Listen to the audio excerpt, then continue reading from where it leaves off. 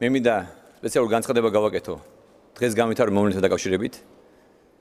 ძალიან ბევრი განცხადება მოვისმინეთ, მათ შორის ჩვენი მომხრეების, ასევე მოწინააღმდეგების მხრიდან.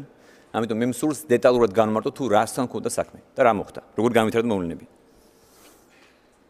მას შემდეგ რაც ჩვენთვის ცნობილი გახდა პრეზიდენტის გადაწყვეტილების შესახებ, სიტყვით გამოსულიყო ეროვნული ბიბლიოთეკის შენობაში, შინაგან საქმეთა სამინისტროს უკლებლივ ყველა დანაყოფი, ვინც დადგენილი წესის თანახმად ჩართულია ხოლმე ასეთ დროს უსაფრთხოების უზრუნველყოფის ღონისძიებებში.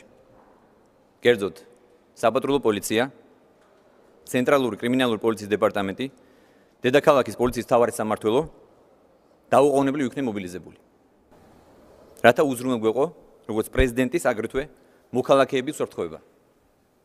ამასთანავე, ყველასთვის და მათ შორის უმცირესობისთვის ცნობილი იყო, რომ ეროვნულ ბიბლიოთეკასთან შეკრებას აპირებდნენ უკანასკნელ პერიოდში გათავისუფლებული პოლიტპატიმრები, მათი ოჯახის წევრები, ახლობლები, ასევე 26 მაისის და 7 ნოემბრის საპროტესტო აქციების დროს დაზარალებული მოქალაქეები. შესაბამისად, მოსალოდნელი ექსცესების თავიდან აცილების მიზნით, პოლიციამ მაქსიმალურად შემჭიდროებულ დროში შეძლო უზრუნველყო შენობაში 2 ალტერნატიული შესასვლელი. გაკეთდა შესაბამისი კორიდორი, რათა ეროვნული ბიბლიოთეკის შენობაში უსაფრთხოდ შესულიყო პრეზიდენტი და მოწვეული სტუმრები. უნდა აღვნიშნოთ, რომ ჩვენი შეთავაზების მიუხედავად, სამწუხაროდ პრეზიდენტს ესარგებლა ალტერნატიული შესასვლელით, პასუხად მივიღეთ საქართველოს პრეზიდენტის მოთხოვნა იმის თაობაზე, რომ მხოლოდ ცენტრალური შესასვლელით ისარგებლებდა. ამის თაობაზე მე მინდა განმარტო, რომ მე ვესაუბრე უშუალოდ საბჭოს დივანს გიგა ბოკერიას და იმედი მაქვს, რომ იგი არ უარყოფს ამ ფაქტს და არ დაამახინჯებს. ამის შემდეგ, რაც ახლა მოგახსენებთ, ძალიან კარგად ჩანს ვიდეო კამერებში და ვიდეო კადრებში და ჩვენ შეგვიძლია კიდევ ერთხელ ვაჩვენოთ მოსახლეობას. ჩვენ ამის საშუალება გვაქვს.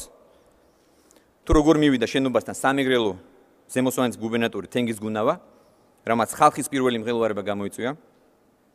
პოლიციელების რჩევის მიუხედავად, რომ მას დაუყოვნებლივ, რომ ის შესულიყო შენობაში დაუყოვნებლივ, ის მაინც გარეთ აქციის მონაწილეებთან დარჩა.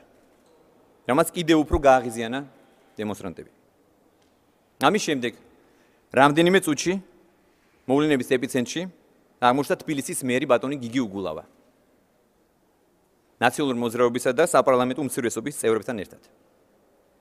კადრებში კარგად ჩანს, რომ დედაქალაქის მერი და მისი თანხლები პირები, რომელთა შორის სისხლის სამართლის პასუხებაში მიცემული მოხელეებიც იყვნენ, სამწუხაროდ, მოქმედებდნენ როგორც პროფესიონალ პროვოკატორთა ჯგუფი, რომლებიც აგრესიული ყიჟინის თანხლებით მიზანმიმართულად ფიზიკურ კონტაქტზე წავიდნენ იქ შეკრებილ დემონსტრანტებთან.